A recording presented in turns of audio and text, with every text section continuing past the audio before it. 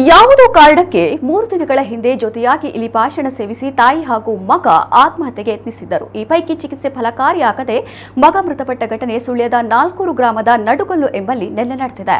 ನಾಲ್ಕೂರು ಗ್ರಾಮದ ನಡುಗಲ್ಲು ನಿವಾಸಿ 32 ವರ್ಷದ ನಿತಿನ್ ಮೃತ ಯುವಕ. ನಿತಿನ್ ಹಾಗೂ ಆತನ ತಾಯಿ 3 ದಿನಗಳ ಹಿಂದೆ ಇಲಿಪಾಷಾಣ ಸೇವಿಸಿದ್ದು ರವಿವಾರ ಮುಂಜಾನೆ ಇಬ್ಬರೂ ಅಸ್ವಸ್ಥಗೊಂಡಿದ್ದಾರೆ. ಈ ಪೈಕಿ ಮಗ ನಿತಿನ್ ಸ್ವಲ್ಪ ಹೊತ್ತಿನಲ್ಲಿ ಮೃತಪಟ್ಟಿದ್ದು, ಗಂಭೀರ ಸ್ಥಿತಿಯಲ್ಲಿದ್ದ ತಾಯಿ ಸುಲೋಚನಾರನ್ನ ಸುಳ್ಯದ ಖಾಸಗಿ ಆಸ್ಪತ್ರೆಗೆ ದಾಖಲಿಸಲಾಗಿದೆ. ಮೃತ ನಿತಿನ್ ಐಟಿಐ ವಿದ್ಯಾಭ್ಯಾಸ ಹೊಂದಿದ್ದು ತಮ್ಮ ಜಮೀನಿನಲ್ಲಿ ಕೃಷಿಕರಾಗಿ ದುಡಿತಾ ಇದ್ರು. ಕಳೆದ 1 ವರ್ಷದ ಹಿಂದೆ ವಿವಾಹವಾಗಿದ್ದು ಪತ್ನಿ ಸ್ಥಳೀಯ ಕಾಲೇಜೊಂದರಲ್ಲಿ ಅತಿಥಿ ಉಪನ್ಯಾಸಕಿಯಾಗಿದ್ದರು. ಪತಿ ತವರು ಮನೆಗೆ ಹೋಗಿದ್ದ ಸಂದರ್ಭ ತಾಯಿ ಸುಲೋಚನಾ ಹಾಗೂ ಮಗ ನಿತಿನ್ ವಿಷ ಸೇವಿಸಿದ್ದಾರೆ. ಸ್ಥಳೀಯವಾಗಿ ಉತ್ತಮ ವ್ಯಕ್ತಿತ್ವವನ್ನು ಹೊಂದಿದ ನಿತಿನ್ ಎಲ್ಲರೊಡನೆ ಆತ್ಮೀಯವಾಗಿದ್ದರು. ಏಕಾಏಕಿ ಇಬ್ಬರು ಆತ್ಮಹತ್ಯೆಗೆ ಶರಣಾಗಿರುವ ಬಗ್ಗೆ ಅಚ್ಚರಿ ವ್ಯಕ್ತವಾಗಿದೆ.